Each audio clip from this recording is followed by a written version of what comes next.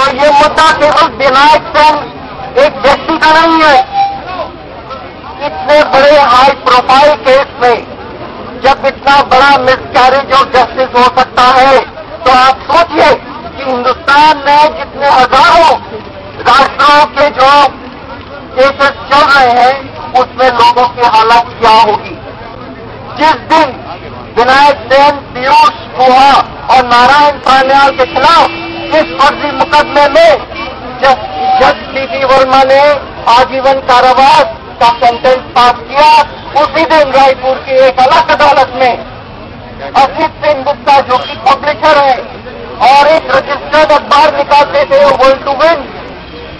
उनको 8 साल की सजा केवल इसलिए दी गई कि उनके पास प्रतिबंधित साहित्यिक बयान लिखने से मिला। साथियों, आज वक्त ऐसा आ गया है कि हिंदुस्तान में अगर कोई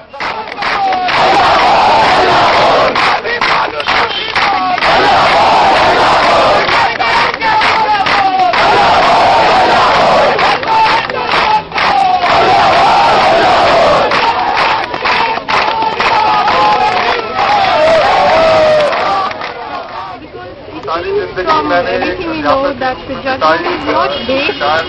on the evidence that was produced in the court. It is somehow independent of the evidence that was produced in the court and of the evidence that the witnesses gave. So, I think we are in a very, very serious situation where it's not just, of course we know that there's an appeal in the High Court and an appeal in the Supreme Court, but what is happening is the process is the punishment, So his life has already been destroyed.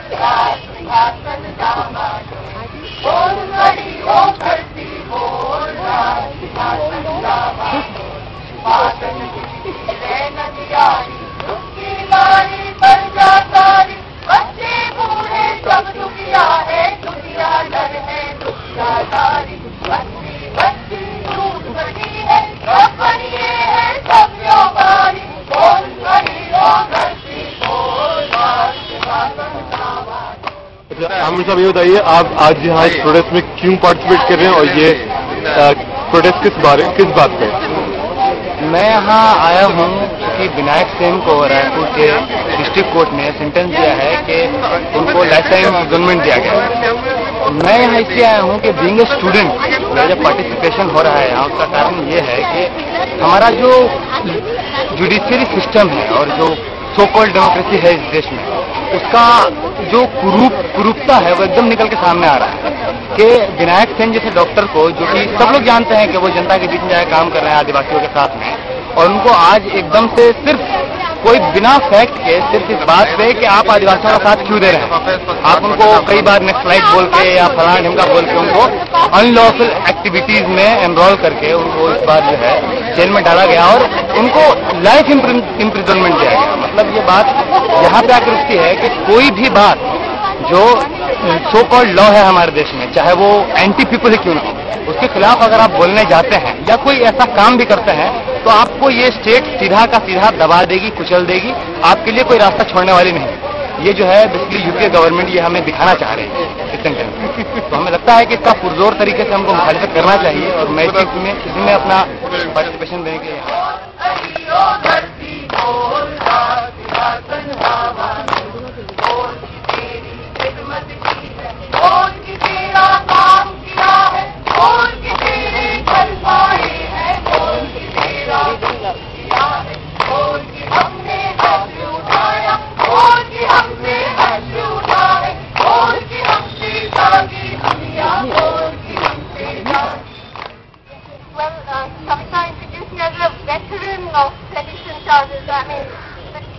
I have not yet been charged with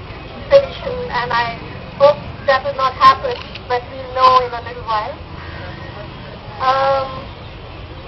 I think the reason that we are all here today is because we all know that there is hardly any connection between the judgment that was given on Vinayak Sen, and Narayan Saryal and the evidence that was produced in the court. The two seem to be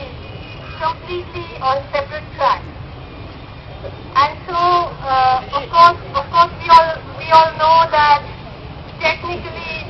is the possibility of an appeal in the High Court. High Court में appeal कर सकते हैं, supreme court में appeal कर सकते हैं, लेकिन हम लोगों को सब पता है कि आजकल the process is the punishment.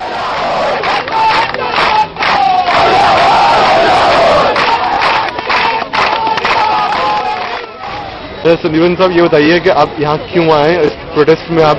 क्यों हिस्सा ले रहे हैं? ये प्रोटेस्ट डॉक्टर विनायक सेन का जो वर्डिक्ट आया है रायपुर कोर्ट से, उसको सिटीजन के साथ लगा के उसको लाइफ इम्प्रिजनमेंट दिया गया है, तो उसके खिलाफ ही आयशा को रिप्रेजेंट करते हुए यहाँ आया हूँ। बाकी तमाम ऑर्गेनाइजेशन है, जैसे PUDR, PUCL का Vinayak Sen national vice president भी थे,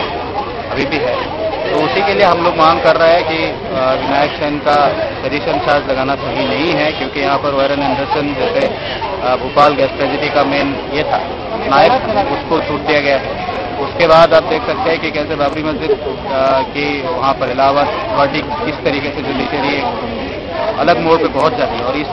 अभी इस टाइम अगर विनायक सेन को अगर सेडिशन चार्ज लगा रहे हैं, इसका मतलब है कि कोई भी अगर कोई एट्रोसिटी के खिलाफ आवाज उठाएंगे तो उस पर भी